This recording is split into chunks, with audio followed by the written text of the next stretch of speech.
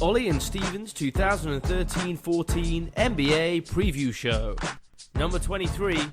Hi, hello everyone, welcome back to Ollie and Steven's 2013-14 NBA Preview Show. Number 23, we move away from America. Not over here to London, England, but over to Toronto, Canada. The Toronto Raptors coming at 23 on Mr. Edwards' power rankings. Yeah, I quite liked where we are going now. We're starting to move into some teams that are not quite playoff teams, but they've got some more positive moments on their team than some of the teams we previously discussed. The NBA in Canada, Toronto have had a franchise now for, I think it's about 18 years, I think it is, and I always remember them as having the dinosaurs on their uniforms, and definitely want to see them as a throwback again this season. That would be great. Now, this was a throwback. They should just revert back to that consistently. It was incredible that they had that in their uniform. It looked wonderful. They've lost so many names in the last few years. It's so hard to attract people to Toronto. They have to essentially inherit contracts and then do it again. They have to be consistently trading for other people's overinflated contracts. It's not a good system for an NBA team in Toronto. Yeah, but at least they did manage to get rid of Bayani to the New York Knicks, and I think they're really going to suffer due to the loss of John Lucas III, to be completely honest. All right, then let's capture the collective mindset. I went straight over it. Let's capture the collective mindset of Toronto's fan base here in one word. What do Toronto Raptors fans think of this team? Optimistic. Nothing. They don't care. They don't watch basketball. Yes, they're playing hockey. Do. They're all in the street playing skate hockey. They're all in what do you call those things? The rink, watching ice hockey. They don't give a monkeys about basketball. They just want to win the Stanley Cup every year. This is, although it is a hockey city, I'd agree with you, because the Maple Leafs are steeped in tradition in the city of Toronto. But I mean, there are some players on this team that I would actually wouldn't mind watching. It's just that there are some players on this team that I also wouldn't want to watch. I just cannot believe you glossed over me being serious about John Lucas III. I don't even want to deem it with a response, Mr. Edwards. Let's look at what they did last summer then, as you bring up John Lucas III. They add Tyler Hansborough, which I think is a decent pickup. Nice pickup. DJ Augustine comes in as well as their second guard off the bench, their third guard, sorry. They get rid of that ridiculous Bargnani contract. They let Telfair go, as you said, John Lucas III out the door. Some interesting moves for the Raptors. Yeah, I mean, I like the fact that they managed to get rid of Bayani. I mean, he's been a huge disappointment for me since that being taken number one overall. They managed to dump him off to the Knicks, and he loves taking on a bad contract, but the Knicks love doing things like that.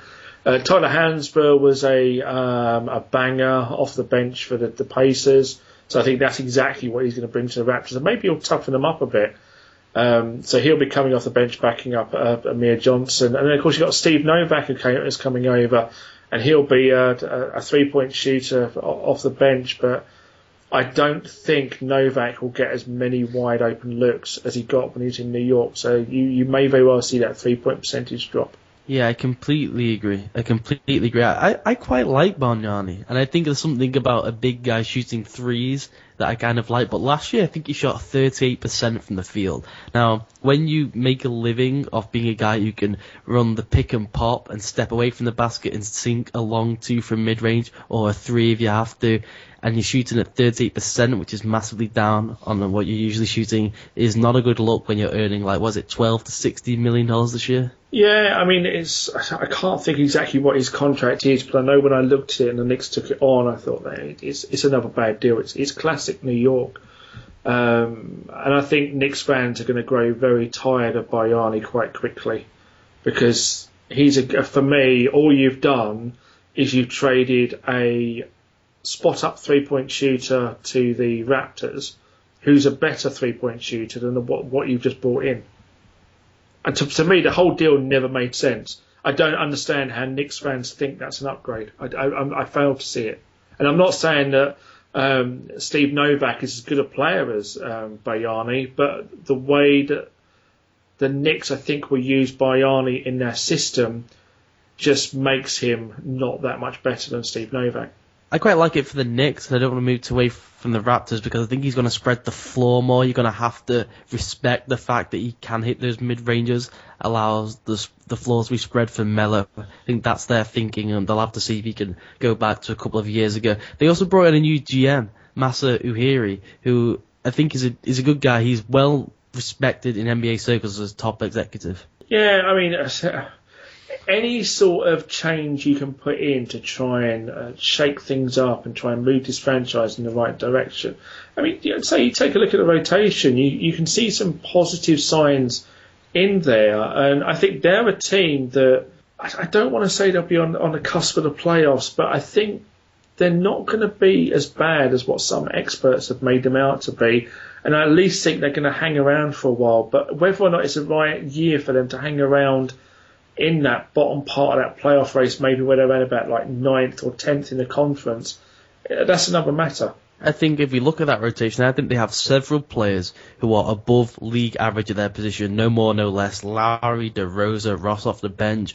Rudy Gay is below the star level that he wants to be paid at. Hansver, Valanciunas, it's a good lineup when you look at it like that. These are all decent players. I don't like the mesh. I don't like any of the make with this Raptors team at the moment, to be honest with you. I think the interesting one is like Terence Ross. I don't know what you've made out of his rookie season, but I don't think he can be as bad as he was as a rookie.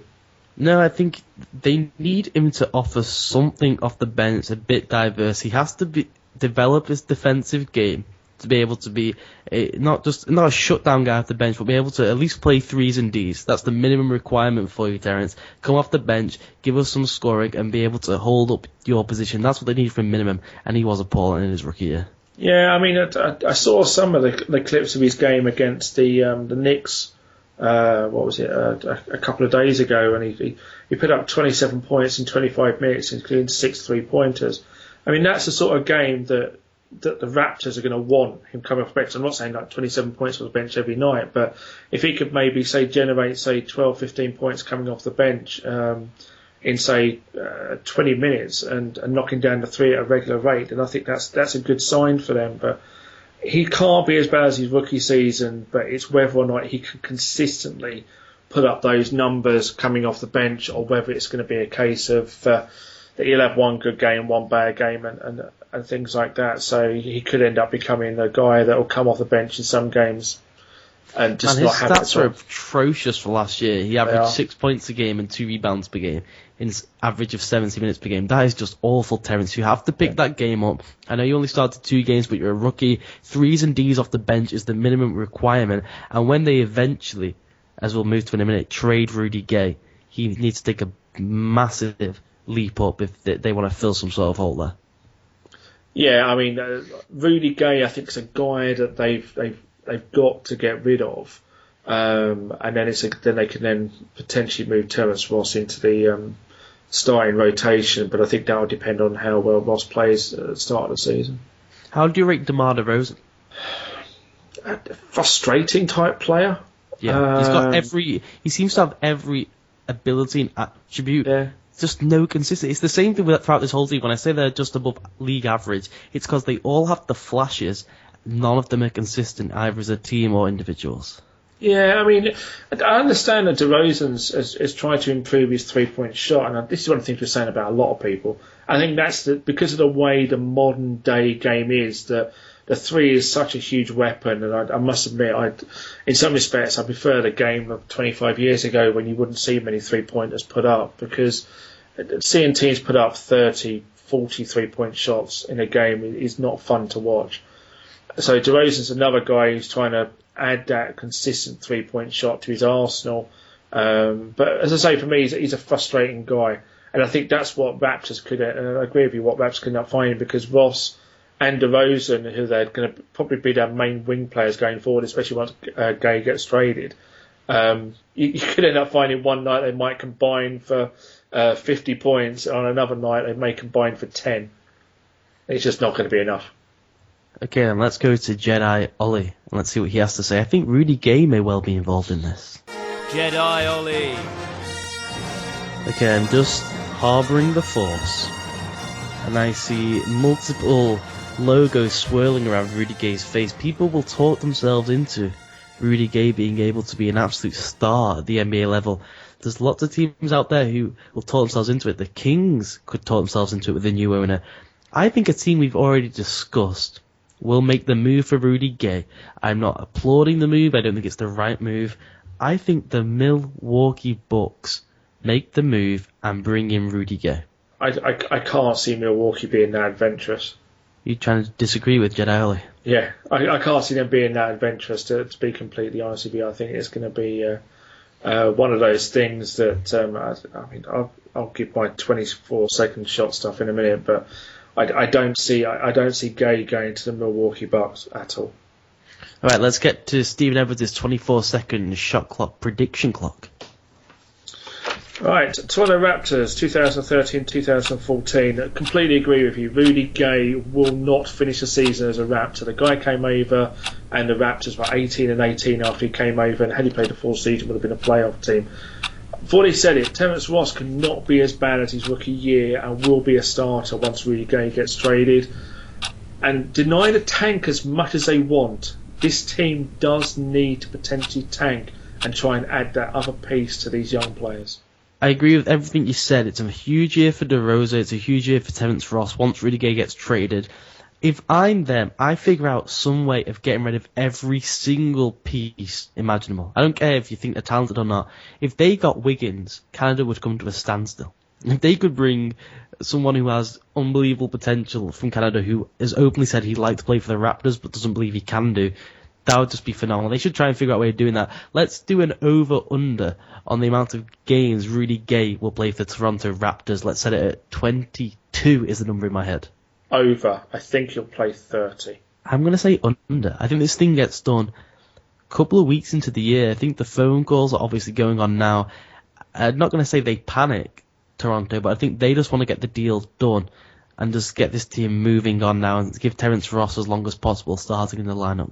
Do you realise, though, the Toronto Raptors have had 2 potential Hall of Famers playing for them? Would you like to name them for me?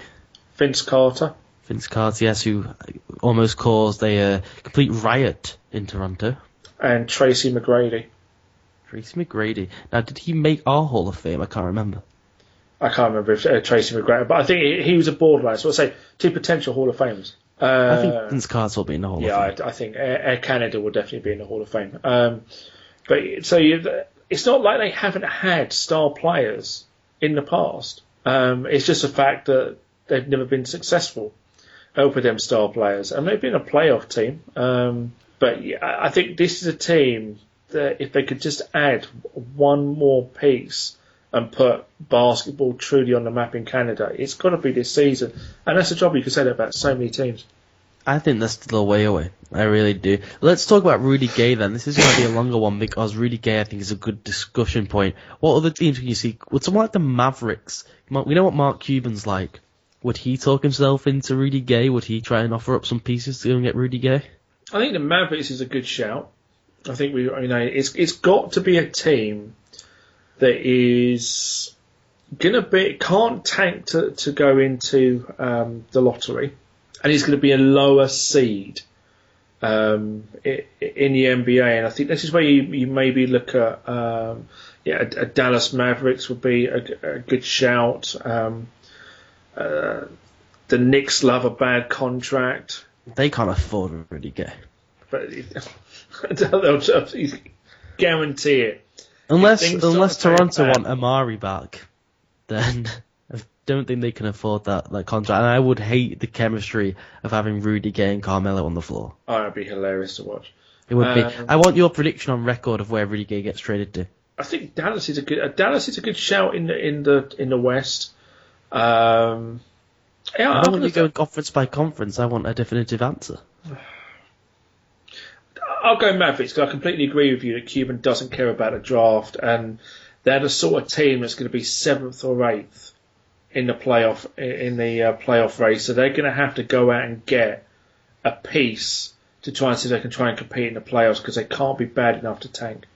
Yeah, plus he's all in on trying to give Dirk one more run at this thing with Rick Carlisle.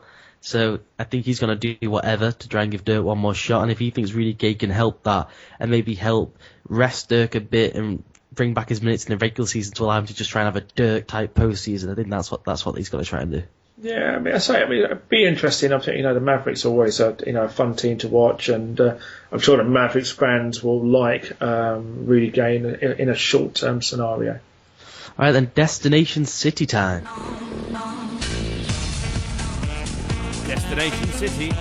Toronto, Stephen Edwards, a different country than the other countries we go on destination to. What rating would you give Toronto if you wanted to go there? Like, how high would it be? I'm going to go 6.5. I think it's a pretty city. It's Canada. It's somewhere different than some of the other places we've looked at. There's some players in there that you'd like to watch, but what I would say is I think it's a 6.5 to go to the city, but don't spend too long there, because you're not going to want to watch many games of this team, because as good as it gets on one night, it can be absolutely tragic on another night. Now, for me, it's all about the partying. I want to go and party in these cities, champagne and campaign. I like Toronto because I've never been to Canada. Now, I hear Toronto's expensive. That may deter me a bit. That may bump it down. I was going to go with an 8, but the expensive nature, considering some of the others, I'm going to give it a 7.5. I've got some love for you, Canada. Yeah, I mean, Canada is expensive, and the further west you go, the more expensive it gets. So I think we would be probably better off to go further west and maybe hit up our friend Matt Baker and see if he can buy us a few beers in Canada. I like that idea. Okay, then that's Toronto done. Could potentially try and sneak an 8th seed. Could tank the season. It's over to you now, Toronto. We're handing the baton to you this season. Yeah, Toronto, give it a go if you dare. But for me, this is a season you need to go and get another piece, and that's not by being a first round playoff exit. Right, that's it then for number 23 on your ranking, Stephen. We're getting eerily close to cracking the top 20 now. We're getting away with some of the bum teams. We've just moved to a borderline team. This is getting fun now. I'm excited to move up these rankings you have. Yeah, this is it. I'm excited to now move on to number 22. Thanks for downloading Ollie and Steven's 2013-14 NBA preview show. Please continue to check out the First Take UK podcast.